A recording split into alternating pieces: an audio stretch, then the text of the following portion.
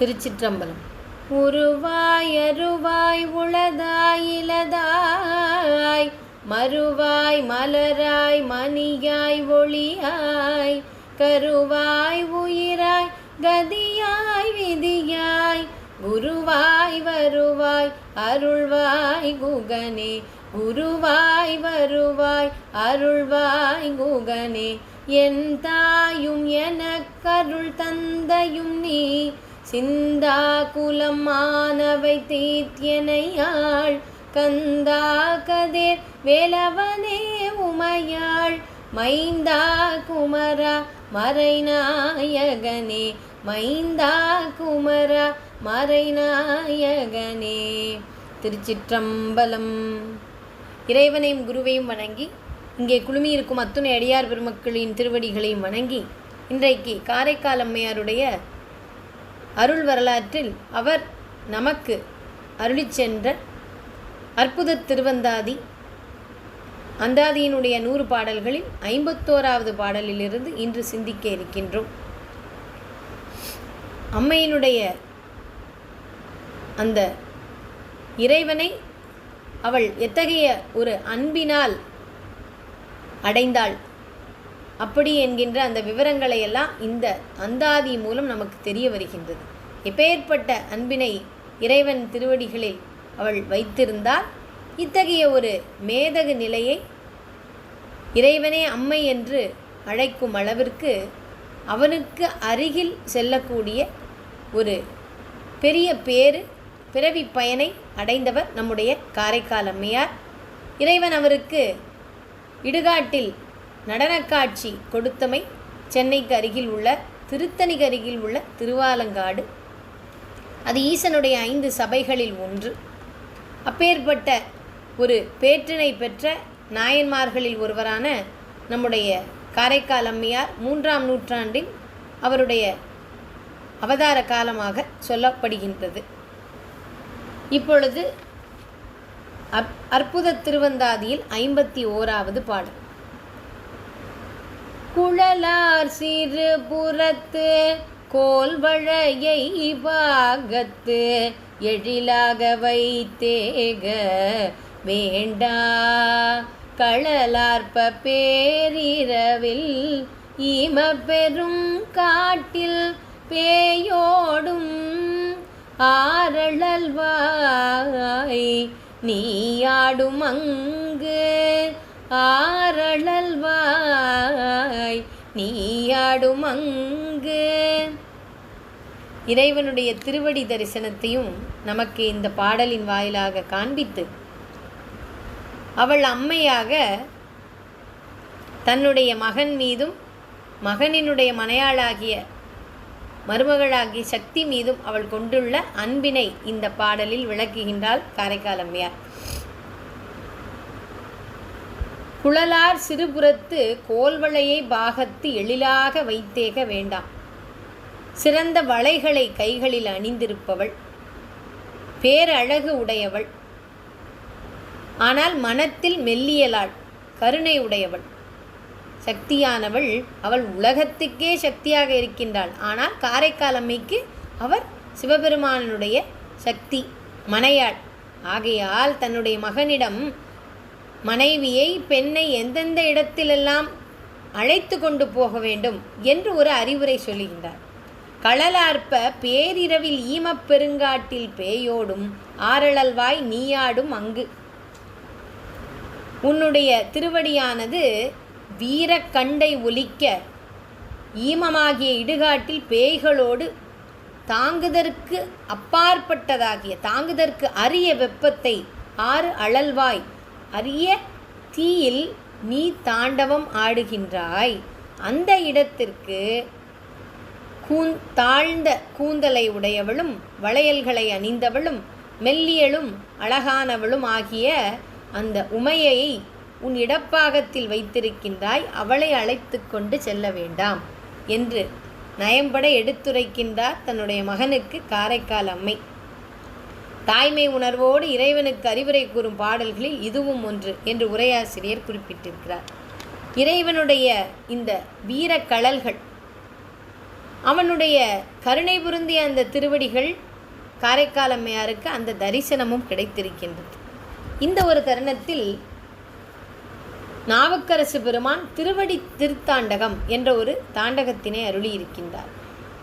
அதில் இறைவனுடைய திருவடியை ஒவ்வொரு அடியில் இறுதியிலும் நிறைவிலும் அவர் வைத்து போற்றுகின்றார். அதனுடைய சிறப்பை நமக்கு உணர்த்துகின்றார். அந்த தேவார திருப்பதிகத்தின் ஓரிரண்டு பாடல்களை இப்பொழுது சிந்திப்போம். காரைக்கால் அம்மையார் காட்டிய அருள்நெறியில் நாமும் பயணித்து இறைவனுடைய திருவடி தரிசனம், அந்த கருணை, அந்த அன்பு, அந்த ஞானம் அனைத்தும் நமக்கும் கிட்ட வேண்டும் என்று அந்த பெருநெறியை நாமும் பின்பற்ற நமக்கு பக்குவமும் பக்தியும் இன்னும் மெருகேற வேண்டும் என்று இந்த திருத்தாண்டகத்தை, திருவடி திருத்தாண்டகத்தை நாமும் பாடி போற்றி ஓதி நல்வழிக்கு வித்திடுவோமாக. திருச்சிற்றம்பலம். அரவணையான் சிந்தித்தரற்றும் மடி அருமறையான் சென்னி கனியாமடி சரவணத்தான் கை தொழுது சாரும் மடி சார்ந்தார்கட்கெல்லாம் சரணாமடி பரவுவார் பாவம் பறைக்கும் மடி 14 கணங்களும் பாடும் மடி விரவு நீர் தென்கெடில நாடன் நடி திருவீரட்டானத்தம் செல்வன் நடி கொடுவினையார் என்றும் குறுகாடி குறைந்தடைந்தாராழாமை காக்கும் மடி படுமுழவம் பாணி பயிற்றும் அடி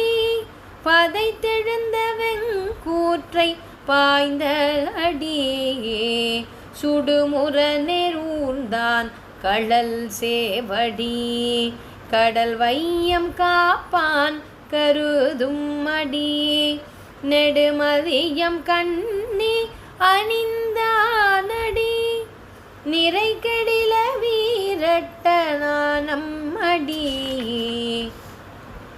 அந்தாமரை போதலர்ந்த அடி அரக்கனையும் ஆற்றல் அழித்த அடி முந்தாகி முன்னே முளைத்த அடி முழங்களாய் நீண்டயம் மூர்த்தியடியே பந்தாடு மெல் விரலாள் பாகன் அடி பவளத்தடவரையே போல்வானடி வெந்தார் சுடலை நீராடும் அடி வீரட்டம் காதல் விமலன் அடி வீரட்டம் காதல் விமலன் அடி.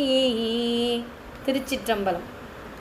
இறைவனுடைய திருவடியின் தன்மைகளை துதித்து ஓதி நாவுக்கரசு பெருமான் அருளிய இந்த திருப்பதிகத்திலும் நிறைவு பாடலில் பந்தாடு மெல் விரலாள், மெல்லிய விரல்கள் கொண்ட உமையம்மை அவளுடைய பாகன் இறைவன் என்ற அந்த செய்தியும், வெந்தார் சுடலை நீராடும் அடி, இதே ஒரு சூழலில்தான் காரைக்கால் அம்மையாரும் நமக்கு இந்த 51வது பாடலில் அற்புத திருவந்தாதியில் இறைவன் இடுகாட்டில் வீரக்கண்டையை அணிந்த கழலோடு ஆடுகின்றான், வெண்தழலை அந்த வெண்தழலிலேயே ஆடுகின்றான் என்று சொல்லுகின்றார். அதே போல வெந்தார் சுடலை நீராடும், அங்கே உள்ள இறந்தவர்களுடைய அந்த உடலில் இருந்து கிடைக்கப்பெறும், அந்த உடலை எரித்த பின்பு கிடைக்கப்படும் அந்த உடலைத்தான் சுடலை என்று சொல்வார்கள்.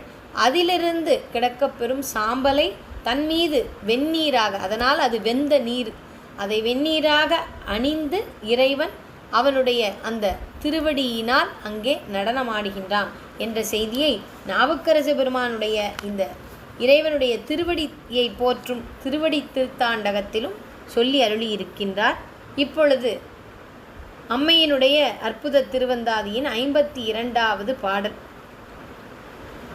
அங்கன் முழுமதியும் செக்கர் அகல்வானத்து எங்கும் இனி தெழுந்தால் ஒவ்வாதே செங்கன் திருமாலை பங்குடையான் செஞ்சடை மேல் வைத்த சிரமாலை தோன்றுவதோர் சீர். சென்ற பாடலில் திருவடியின் தரிசனம், அதை போற்றினாள் அம்மை. உமையம்மையை நினைவு கூர்ந்தாள், பக்தி செய்தாள். இப்பொழுது இன்னொரு பாகத்தில் திருமாலை பங்குடையான் ஈசன். அதனால் அவன் எத்தகையவன்? முழுமதியத்தையும் செம்மையான கண்களை உடைய திருமாலை தன் பங்கில் கொண்டவனாகிய சிவபெருமான் செம்மையான ஜடாபாரத்தின் மேல் அணிகலனாக வைத்த தலைமாலை தோற்றமளிக்கின்ற அழகே அழகு. அவன் பாகமாக திருமாலை வைத்திருக்கின்றான். அவனுடைய தலையில் மாலை சூடியிருக்கின்றான். தலைமாலை அணிகலனாக பெற்றுள்ளான். அதே சமயத்தில் பூரண சந்திரனும் சிவந்த அகன்ற வானத்தில் எங்கும் இனிதாக தோன்றினார் போல உள்ளதல்லவா இங்கே அவனுடைய தலை அலங்காரம். அதனை பார்த்து வியந்து அந்த அழகினை நமக்கும் எடுத்து சொல்லுகின்றாள் காரைக்கால் அம்மை. இந்த ஒரு நேரத்தில் இந்த தலைமாலை, இறைவனுடைய தலைமாலையை சுந்தரர் பெருமான் அவர் அருளியிருக்கின்றார் ஒரு தேவார திருப்பதிகத்தில். திருச்சிற்றம்பலம். தலைக்கு தலை மாலை அணிந்ததென்னே, சடை மேல் கங்கை வெள்ளம் தரித்ததென்னே, அலைக்கும் புலித்தோல் கொண்ட செய்ததென்னே, அதன் மேல் கதனாக கச்சார்த்ததென்னே, மலைக்கு நிகரொப்பனவன் திரைகள் வலித்தற்றி முழங்கி வலம் பூரிகொண் அலைக்கும் கடலங்கரை மேல் மகோதை அணியார் பொழில் அஞ்சை களத்தப்பனே, அணியார் பொழில் அஞ்சை களத்தப்பனே. திருச்சிற்றம்பலம். இந்த திரு அஞ்சை களமானது கேரள மாநிலத்தில் உள்ளது. இங்கிருந்து தான் சுந்தரர் பெருமான் இங்கே விற்றிருக்கும் அஞ்சைக்களத்து அப்பரிடம் கடற்கரையில் உள்ள கோயிலாகும் இது. அவரிடம் வேண்டி, யான் வந்த காரியம் நிறைவடைந்தது, இந்த மனை வாழ்க்கை இனி வேண்டாம், உன்னுடைய திருவடி எனக்கு மீண்டும் அதில் வந்து ஒடுங்கும் அந்த பேற்றினை தருவாய் என்று விண்ணப்பம் செய்தவுடன் வெள்ளையானை அனுப்பப்பட்டது. அதில் ஏறி மீண்டும் சிவலோகம் அடைந்தார் நம்முடைய சுந்தரர் பெருமான். அந்த அஞ்சைக்களத்து அப்பரிடம் அவர் பாடிய திருப்பதிகங்களுள் இந்த திருப்பதிகமும் ஒன்று. இந்த திருப்பதிகத்தின் முதல் பாடலைத்தான் நாம் சிந்தித்தோம். ஆக எப்பேற்பட்ட ஒரு நல்ல வேளையில் இறைவனுடைய திருவடியையும் அவனுடைய தலைமாலை அலங்காரத்தையும் இப்பேற்பட்ட அருளாளர்களினுடைய அந்த அருட்பாடல்களின் வாயிலாக நமக்கு சிந்திக்க வாய்ப்பு கிடைத்ததற்கு அடியார் கூட்டம்தான் அடிப்படையான முக்கியமான காரணம் என்று சொல்லி, அடியார்களுடைய திருவடிகளையும் வணங்கி, அடியார் தொண்டு செய்பவர்களுடைய திருவடிகளையும் வணங்கி, அடுத்ததாக இறைவனுடைய குளிர்ச்சி பொருந்திய திருமுடி அவனுக்கு என்னவெல்லாம் சிறப்பாக இருக்கின்றது. சீரார்ந்த கொன்றை மலர் தலைப்பச் சேனுலாவி சிறப்பு பொருந்திய கொன்றை மலர் மாலை அணிந்திருக்கின்றான். அடுத்தது நீரார்ந்த பேரியாறு நீத்தமாய், அடுத்தது நீராகிய கங்கையை அவன் அணிந்திருக்கின்றான், அவன் கொண்டிருக்கின்றான். பேரார்ந்த நான் பாம்பு கொண்ட சைத்த நம் ஈசன். அது மட்டுமல்ல, இப்படி ஆற்றலில் அதிகப்படியான கங்கையினுடைய ஆற்றல் எத்தகையது, அது குளிர்ச்சி பொருந்தியது, அது நீராக இருப்பினும் அதனுடைய ஆற்றலையே அடக்கும் அளவிற்கு இறைவன் பெரியவன். அது மட்டுமல்ல, வீரம் பொருந்திய அந்த அரவினையும் தன்னுடைய கச்சையாக கயிறாக வைத்திருக்கின்றான். இப்படியெல்லாம் இருப்பதனால் கொன்றை மலர் மாலைகளை தான் அணிந்திருக்கின்றான். இப்படியெல்லாம் இருப்பதனால் அவனுடைய அந்த குளிர்ச்சி பொருந்திய தன்மையில் ஏதும் குறை உண்டோ? இல்லவே இல்லை. அவனுடைய பொன் நிறம் பெற்ற திருமுடிதான், பொன்முடிதான் காண்பார்க்கு செவ்வேயார் கார், காண்பார்களுக்கு கார்கால பருவத்தின் வடிவமாக இருப்பது, குளிர்ச்சி பொருந்தியதாக இளவேனில் காலத்து அந்த காற்றினை போல நமக்கு அந்த கார்காலத்தினையே, கார்காலமானது மழை பெய்யும் காலம், அது உயிர்களுக்கெல்லாம் நல்ல ஒரு வாழ்வினை, அதற்கு வாழ்க்கைக்கு தேவையான அடிப்படை விடயங்களை எல்லாம் அந்த கார்காலம்தான் அதற்கு உணவாகட்டும், அவர்கள் வாழக்கூடிய அத்துணை அத்தியாவசிய பொருட்களாகட்டும் அதன் வாயிலாகத்தான் நமக்கு நீரின் வாயிலாகத்தான் கிடைக்கிறது. அப்படிப்பட்ட என்றும் அன்பும் கருணையும் ஊற்றெடுக்கின்ற குளிர்ச்சி பொருந்திய திருவடிதான் அவனுடைய திருவடி. ஆக அவனை கண்டு அஞ்சாதீர்கள் என்று சொல்லுகின்றாள் காரைக்கால் அம்மை. காருருவக் கண்டத்து எம் கண்ணுதலே எங்கொழித்தாய் ஓர் உருவாய் நின்னோடு உளிதருவான் நீர் உருவ மேகத்தால் செய்தனைய மேனியான் நின்னுடைய பாகத்தான் காணாமே பண்டு. இறைவனுடைய திருமேனி நின் இடப்பாகத்தில் இணைந்தவனுமாகிய திருமால் பண்டு நின்னை காண முடியாது தவித்து நின்றபோது நீ எங்கு மறைந்தாய்? இப்படி அவனுடைய உருவத்தினுடைய சிறப்பையெல்லாம் சொல்லுகின்றாளே, எல்லா நேரமும் அந்த உருவத்தினுடைய தரிசனம் நமக்கு கிடைக்குமா? இல்லையே. அவன் சொரூபமாக, அவன் அக்னிஸ்வரூபமாக திருவண்ணாமலையில் வீற்றிருக்கும் பொழுது அவனுடைய அடிமுடியை நம்மால் காண முடியவில்லையே. உன்னுடைய வலப்பாகத்திலேயே திருமாலை கொண்டிருக்கின்றாய். அப்படி அவர் உன்னுடைய அருகிலே ஒரு பாகத்திலேயே வீற்றிருந்துள்ளோம் கூட நீ அப்படி அக்னி பிழம்பாக ஜோதி வடிவமாக இருக்கும் பொழுது உன்னுடைய அந்த தரிசனம் அவருக்கு கிடைக்கவில்லையே. அதாவது உருவம் மட்டுமல்ல, அருவுருவமாகவும் நீ இருக்கின்றாய். அருவுருவம், சொரூபம், உருவம் என்று பல நிலைகளிலும் இறைவன் இருக்கின்றான். அவன் எளிமையானவன்தான். இருப்பினும் அவனை எல்லா நேரங்களிலும் நம்மால் கண்டுகொள்ள முடியாது என்பதையும் சொல்லுகின்றார் நம்முடைய காரைக்கால் அம்மை. மேகம் போன்ற வண்ணம் கொண்ட கழுத்தையும் நெற்றில் கண்ணும் கொண்ட எம்பிரானே, ஒரே வடிவோடு உன்னுடன் உலாவுகின்றவனும் நீர் கொண்ட அழகிய மேகத்தால் செய்தார் போன்ற திருமேனி. கார்மேக வண்ணன், அதாவது சிவபெருமான் அவர் கார்காலம் போன்றவர் என்ற வடிவம் என்று சொல்லிவிட்டு அதே போல கார்மேக வண்ணனாம் அந்த கண்ணனை பற்றியும் இந்த பாடலில் சொல்லுகின்றார். அப்படி ஒரு நிறத்தில் திருமேனியை கொண்ட திருமால் அவருக்கும் ஒரு நாளில் உன்னுடைய தரிசனம் கிடைக்காமல் போயிற்றே என்று சொல்லுகின்றார். அடுத்த 55வது பாடலில் நாம் பிரதோஷ காலத்தில் நாம் நித்தம் போற்றுகின்ற இறைவனுடைய அந்த கருணை, அது நமக்கு இந்த வேளையில் கிடைத்திருப்பது இறைவனுடைய கருணையே. பண்டமரர் அஞ்ச படுகடலின் நஞ்சுண்டு கண்டம் கருத்துதவும் அன்றியே உண்டு பனி உருவார் செஞ்சடைமேல் பால்மதியின் உள்ளே மணிமருவாய் தோன்றும் வடு. உன்னுடைய திருமேனி வெண்மைக்கு எடுத்துக்காட்டாக சொல்லும் வெண்மதி, அது உன்னுடைய திருமுடியில் நீ தரித்திருக்கின்றாய். ஆனால் அதற்கு கீழே கருமையான மச்சம் ஒன்று, ஒரு மறு இருக்கின்றதே, அது என்னது? அது எல்லோரும் அஞ்சக்கூடிய அளவுக்கு பார்க்கடலில் திரண்ட அந்த நஞ்சினை நீ உன்னுடைய கண்டத்தில் நீ அடக்கி கொண்டாய். அதனால் உன்னுடைய கண்டமானது கருத்தது, அது ஒரு மருவாகியது. அப்படி ஒரு வெண்மைக்கும் இந்த கருமையான மருவுக்கும் ரெண்டும் எதிர்மறையான பொருட்கள். அதை பார்த்தவுடன் அடுத்தது சற்று கீழே இறங்கினால் இப்படி ஒரு கருமை நிறத்தில் ஒரு மருவும் உன்னுடைய ஒரு உருவத்தின் அடையாளமாக இருக்கின்றதே, அங்கமாக இருக்கின்றதே என்று நம்முடைய காரைக்கால் அம்மை தன்னுடைய மகனினுடைய அழகினை அவளுக்கு சொல்லி முடிவதில்லை.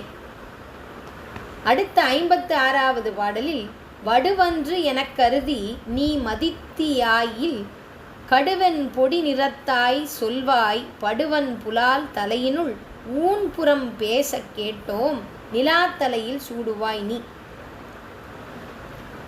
சுட்ட வெண்மையான திருநீற்றின் வண்ணத்தை கொண்ட பிராணி, புலால் நாற்றம் வீசும் கபாலத்தினுள் உணவை பெறுவதை பழியென்று எண்ணி நீ அதை சிறப்பாக எண்ணினாயாயினும் மற்றவர்கள் புறம் பேசுகின்றார்கள். நீயோ தலையில் மதியை சூடியுள்ளாய், அதனுடைய காரணத்தை கூறு. இப்படி முன்னுக்கு பின் முரணான விடயங்களை செய்கின்றாயே, அதனுடைய காரணம்தான் என்ன என்று காரைக்கால் அம்மை வினவுகின்றாள். நீ உலகமெல்லாம் இறப்பினும் நின்னுடைய தீய அறவொழியச் செல்கண்டாய் தூய மடவரலார் வந்து பலியிடார் அஞ்சிவிட அரவம் மேல் ஆடமிக்கு. நீ உலகமெல்லாம் சென்று நீ பிச்சை ஏற்பினும் பலியேற்பினும் குற்றம் இல்லை. ஆபரணமாக பூண்டிருக்கும் தீங்கு பயக்கும் தீய பாம்பு நீங்க போவாயாக. ஏனெனில் உனக்கு பிச்சையிடும் தூய மனமுள்ள பெண்களும் அந்த விடம் பொருந்திய நாகத்தை பார்த்தவுடன் உன் அருகில் வந்து உனக்கு பிச்சையிட மாட்டார்கள் என்று கருணையினால் பாசத்தினால் இந்த பாடலை இயம்புகின்றார் காரைக்கால் அம்மையார். இதே ஒரு கருத்தினை சுந்தரர் பெருமான் திருப்பைங்கியலி திருப்பதிகத்தில் சொல்லியிருக்கின்றார் என்று நடராஜ பெருமான் எடுத்துரைக்கின்றார். ஊரெல்லாம் திரிந்து என் செய்வீர் பலி ஓரிடத்திலே கொள்ளும் நீர் பாரெல்லாம் பணிந்து உம்மையே பரவி பணியும் பைஞ்சிலீர் ஆரமாவது நாகமோ சொல்லும் ஆரணிய விடங்கரே. அந்த அரவத்தினை அந்த நாகத்தினையும் நீ அணிந்திருக்கின்றாய். நீ ஊரெல்லாம் சென்று பிச்சை ஏற்கின்றாய், பலி ஏற்கின்றாய், ஓரிடத்திலேயே நீ இருக்கவில்லையே என்று சொல்லுகின்றார். அதாவது எல்லா இடமும் இறைவனுக்கு ஒன்றுதான். அவன் எல்லா இடங்களுக்கும் செல்லக்கூடியவன். அவனுக்கு ஆணவம் என்பதே இல்லை. அதனால்தான் அவன் எல்லா இடங்களிலும் அவன் பலியேற்க செல்கின்றான். எந்த விடயத்தையும் தனக்கென்று வைத்து கொள்வதில்லை. அவன் இந்த உலகமே அவனுடைய படைப்பு என்றாலும் அவன் எதன் மீதும் பற்று கொள்வது இல்லை என்பதையெல்லாம் விளக்குவதற்காகத்தான் இறைவன் இத்தகைய எளிமையானவன். அவன் எல்லா இடங்களிலும் பலியேற்க செல்வது ஆகிய அந்த விடயங்களை எல்லாம் மீண்டும் மீண்டும் அருளாளர்கள் சொல்லுகின்றார்கள். மிக்க முழங்கேறியும் வீங்கிய பொங்கிருளும் பொக்க உடனிருந்தால் ஒவ்வாதே செக்கர் போல் ஆகத்தான் செஞ்சடையும் ஆங்கவன் தன் பொன் உருவில் பாகத்தால் பூங்குழலும் பண்பு. செவ்வானம் போன்ற திருமேனி கொண்ட சிவபெருமான் அவனுடைய செஞ்சடை. இந்த பொலிவு பெற்ற திருவடியில் இடப்பாகம் கொண்ட இறைவியின் கருங்குழல் எத்தகைய அழகு நிறைந்திருக்கின்றது. அதிகமாக பொங்கி எழும் தீக்கொழுந்தும் மிகுந்து அடர்ந்துள்ள இருளும் ஒன்று சேர்ந்து ஒருங்கே இருந்தால் எப்படி இருக்குமோ அந்நிலையில் உள்ளதாம் அன்னையினுடைய திருக்கூந்தல், அந்த கருங்குழல். பண்புணர மாட்டேன் நான் நீயே பணித்துக்கான் கண்புணரும் நெற்றிக்கு கரை கண்டா பெண் புணரும் அவ்வுருவோ மாலுருவோ ஆனேற்றாய் நீரணிவது எவ்வுருவோ நின்னுருவமே மேல். 3 கண்கள் உடைய நெற்றி உடையவன். அது பார்க்க சற்று வித்தியாசமாகத்தானே இருக்கும். அப்படி ஒரு நெற்றி இருக்கின்றது. நஞ்சுண்டதால் கண்டம் கருத்திருக்கின்றது. அத்தகைய உருவத்தை பெற்றிருக்கும் பெருமானே இடபவாகனனாக பிரதோஷ காலத்தில் இறைவனும் இறைவியும் நமக்கு காட்சியளிக்கின்றார்கள். அப்படியே அந்த காட்சியை இந்த பாடலிலும் நமக்கு சொல்லுகின்றார் நம்முடைய காரைக்கால் அம்மை. பெண் புணரும் அவ்வுருவோ மாலுருவோ ஆனேற்றாய் நீரணிவது. இடபாரூபனாக உன்னுடைய அளப்பரிய இயல்பினை அறியும் ஆற்றல் அற்றவன் யான். எனவே நீங்களே என் ஐயத்தை அகற்றியருள வேண்டும். நின் பல்வகை திருக்கோலங்களை கண்டேன்.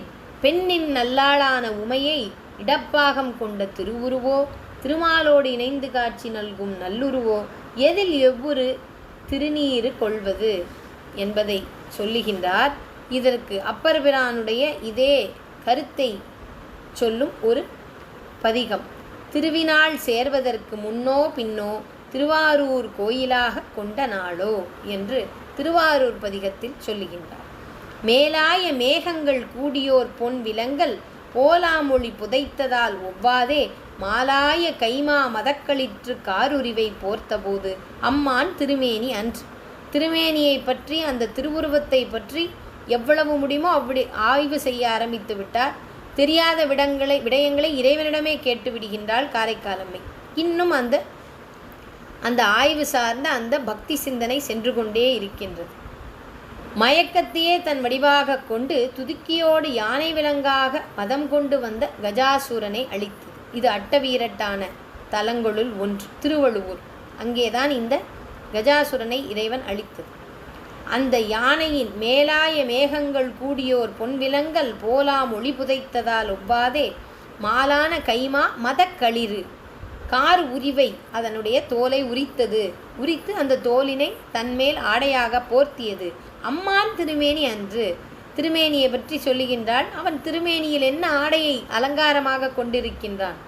அந்த கஜாசுரனை அழித்து அந்த யானையின் தோலையே தன் மெய்யில் போர்த்தி கொண்டபோது அவனுடைய திருமேனி கருத்து விளங்கும் பல மேகங்கள் ஒன்று கூடி மலையின் மீது பதிந்தது போன்று இருந்ததற்கும் ஒப்பாகாது. யானையினுடைய தோளானது கருமேகத்தினுடைய அந்த நிறத்தில் உள்ளது. அதனால் அப்படிப்பட்ட அந்த தோலினை இறைவன் தன்மேல் போர்த்திய பொழுது பல மேகங்கள் ஒன்று கூடி மலையின் மீது பதிந்தது போன்று இருந்ததாம் அந்த காட்சி. அன்றும் திருவுருவம் காணாதே ஆட்பட்டேன், இன்றும் திருவுருவம் காண்கிறேன். இவ்வளவற்றையும் நாம் இறைவன் இப்படி இருக்கின்றான் இவ்வண்ணத்தன். நாவுக்கரசர் ஒரு பதிகம் பாடுவார், திருவாசகத்திலும் உண்டு, அவன் எவ்வண்ணத்தன் இவ்வண்ணத்தன் என்று. அதே போல இவனுடைய திருவுருவத்தினுடைய சிறப்பையெல்லாம் இவ்வளவு பாடல்களில் நேராக கண்டு சொல்லிவிட்டு இன்னும் நான் திருவுருவம் காணவில்லையே என்று சொல்லுகின்றார் அம்மை. அன்றும் திருவுருவம் காணாதே ஆட்பட்டேன், இன்றும் திருவுருவம் காண்கிலேன், என்றும் தான் எவ்வுருவோ நும்பிரான் என்பார்கட்கு என்னுரைக்கேன் எவ்வுருவோ நின்னுருவம் ஏது. அப்படி என்னிடம் வந்து கேட்பவர்களுக்கு உன்னுடைய உருவம்தான் எது, நான் என்ன என்று சொல்லுவேன் என்று சொல்லுகின்றார்.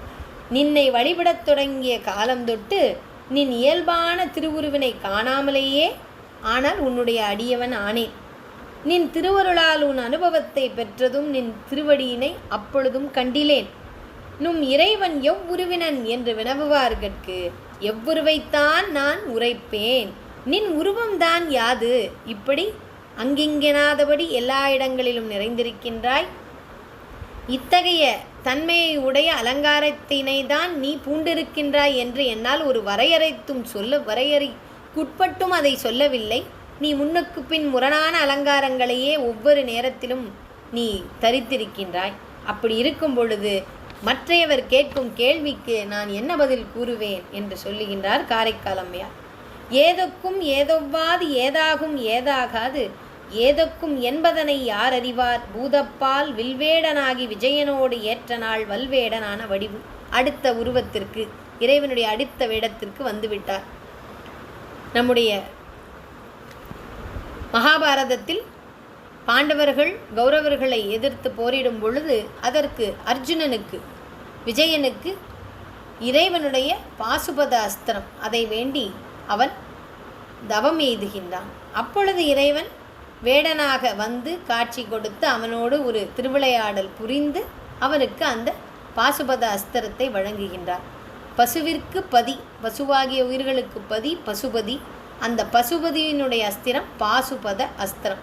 பண்டு வில்லினை கையில் கொண்டு வேடனாக வந்த விஜயனோடு எதிர்த்து போரிட்ட காலத்தில் வலிமை கொண்ட வடிவினை கொண்டவனாக இருந்தாயே, அந்த இறைவனின் வடிவிற்கு எந்த வடிவு ஒப்பானது, எது ஒவ்வாது, எது கூறத்தகும், எது கூறத்தக்காது, எது உவமை பெறும் என்பதனை யார் அறிவார்? அந்த உருவத்தினை வடிவத்தினை எப்படி என்னால் பிறருக்கு இயம்ப முடியும் என்று அதனுடைய அந்த மகத்துவத்தை தன்னால் தன்னுடைய இந்த பாடலில் விளக்க முடியாது என்று காரைக்கால் அம்மையார் சொல்கின்றார். வடிவுடைய செங்கதிர்க்கு மாறாய் பகலே நெடி துளவி நின்றறிக்கும் கொல்லோ வடிவுலவு சொன்முடிவு ஒன்றில்லாத ஜோதியாய் சொல்லாயால் நின் முடிமேல் திங்கள் நிலா. இறைவன் ஆதி அந்தம் இல்லாதவன், சொல் முடிவற்று ஒன்றுமில்லா ஜோதியாக நின்று அடிடும் பிரானே. நின் திருமுடியின் மேலுள்ள அந்த சந்திரனுடைய ஒளி வடிவழகு கொண்ட செந்நிறம் கொண்ட கதிரவனுக்கு எதிராக பகற்பொருள் நீண்டு நின்று ஒளி வீசிடுமோ கூறுவாயாக. அவன் தரித்திருக்கும் தன்னுடைய ஜடாமுடியில் அவன் தன்னுடைய கருணையினால் அந்த உயரத்தில் அவன் பிறைச்சந்திரனை அங்கே கொண்டு வைத்திருக்கின்றான். பிறைச்சந்திரனுக்கு ஒரு நல்ல கதியும் நல்வழியும் அவனுடைய ஒளியானது குன்றாது இருக்க இறைவன் அவன் மேல் காட்டிய அந்த கருணை, அப்போ அது எத்தகைய ஒளி பொருந்தியதாக இருக்கும். அதனால் அதற்கு ஈடு இணையாக வேறு ஒரு பொருளை நம்மால் சொல்ல முடியுமா என்று கதிரவனையே ஒப்புமைக்கு சொல்ல முடியாத அளவுக்கு, ஏன் கதிரவன் மிக இருப்பதிலேயே மிக ஒளி வாய்ந்த ஒரு பெரிய நட்சத்திரம், இருப்பினும் இறைவன் தன் தலைமுடியில் பிறைச்சந்திரனை கொண்டு அங்கே சூடியிருப்பதனால் அதனுடைய ஒளிக்கு ஈடாக வேறு எதையுமே சொல்ல முடியாது என்று சொல்லிவிட்டு, நிலா இலங்கு வெண்மதியை நேடிக்கொள்வான் போல் உலாவி உளிதருமா கொல்லோ நிலாவிருந்த செக்கர வானமே ஒக்கும் திருமுடிக்கே புக்கரவும் காலையே போன்று. அரவானது சந்திரன் இருந்த அந்த செம்மை மிகுந்த அந்திவானத்தை ஒத்துள்ளது. சிவனாருடைய அழகிய முடியில் புகுந்த மதியானது வெண்மை கொண்ட சந்திரனை காலை பொழுதில் தேடுவதைப் போன்றும் அதனை பற்றியது போலும் உலவி திரிகின்றது. காலை வேளையில் சந்திரனுடைய ஒளி நமக்கு தெரியாது. ஆனால் அதனுடைய ஒளியானது, அந்த அரவமானது காலை நேரத்திலும் சந்திரனை சென்று பற்றும் அளவுக்கு அந்த சந்திரனுடைய ஒளி காலையிலும் வெளிப்பட்டு தோன்றுகின்றது என்பதை குறிக்கின்றார். காலையே போன்றிலங்கும் மேனி கடும்பகலின் வேலையே போன்றிலங்கும் வெந்நீர் மாலையின் தாங்குருவே போலும் சடைக்கற்றை மற்றவர்க்கு வீங்கிருளே போலும் மிடரு. எப்பொழுதுமே இறைவனுடைய திருமேனி அருள்மேனி. அருள் மிகுந்த மேனியில் மலம் இருக்காது. அதனால் அவன் மலம் இலி. அதனால் அங்கே இருள் என்பதே இருக்காது. எப்பொழுதுமே அது காலை நேரம் போலவே நமக்கு காட்சியளிக்குமாம் அந்த திருமேனி. கடும் பகலாகிய நண்பகல் போல அவனுடைய திருமேனியில் உள்ள வெந்நீரும் பொலிவும், மாலை பொழுதில் விளங்கும் அந்திவானம் போல அவனுடைய சடை தொகுதியானது மிளிருமாம். மிக்க இருளை போல அவனிடம் நீலகண்டம் பறைசாற்றுமாம். ஆக காலை, நண்பகல், மாலை, இரவு இவை அனைத்தையும் இந்த கால வேளைகளில் நமக்கு நாம் உணரும் அந்த ஒளியினுடைய அந்த தன்மையை இறைவனுடைய இந்த திருவுருவத்தை வைத்தே சொல்லிவிட்டார். உண்மைதானே? இந்த உலகத்தில் இரவு பகல், நன்மை தீமை, உள்ளது இல்லது, ஜடப்பொருட்கள் மற்ற பொருட்கள் அனைத்துமே அந்த தன்மையை அவனிடமிருந்து தானே பெறுகின்றன. அதனால் இத்தகைய ஒரு அழகான இந்த பாடலில் அதை நமக்கு மீண்டும் அந்த தத்துவங்களையெல்லாம் இந்த பாடலின் வாயிலாக, அதாவது புறத்தில் இறைவனுடைய உருவத்திருமேனியினுடைய சிறப்பை சொல்லி நாம் அகத்தில் அந்த தத்துவார்த்தங்களை எவ்வாறு நாம் இருத்தி கொள்ள வேண்டும் என்பதற்கு நமக்கு ஒரு வழிகாட்டுகின்றார் காரைக்கால் அம்மையார். உதய காலை வேளை போல இவனுடைய திருமேனி, கடும் பகலாகிய அதாவது நண்பகல் போல அவனுடைய திருவெந்நீர், மாலை பொழுதில் விளங்கும் அந்திவானம் போல அவனுடைய சடை பகுதி, இருளை போன்றது அவனுடைய திருநீலகண்டம் என்று சொல்லும் காரைக்கால் அம்மையாருடைய திருவடிகளை வணங்கி இறைவனுடைய இந்த திருவுருவ தரிசனமும் திருமுடி தரிசனம் திருவடி தரிசனத்தையும் ஒருங்கே நமக்கு கொடுத்த இந்த 15 பாடல்கள் அற்புத திருவந்தாதி இந்த ஒரு நல்ல வேளையில் நமக்கு கிட்டியிருப்பது இறைவனுடைய கருணை. நம் புண்ணிய பாரத தேசத்தில் தோன்றிய அருளாளர்களுடைய அவர்கள் அடைந்த மெய்ஞானத்தினுடைய சிறப்பு. அந்த மெய்ஞானம் என்பதுதான் இந்த புண்ணிய பூமியினுடைய கிடைத்தற்கு அரிய, வேறு எங்குமே கிடைத்தற்கு அரிய ஒரு மாபெரும் சொத்து. அதை தொடர்ந்த அடியார்களாகிய நாம் கடைபிடித்து அதில் நல்ல கதியடைவோம் என்று இறைவனிடமே விண்ணப்பம் வைத்து இன்றைய காரைக்கால் அம்மையின் பகுதியினை நாம் நிறைவு செய்வோமாக. நன்றி, வணக்கம். திருச்சிற்றம்பலம்.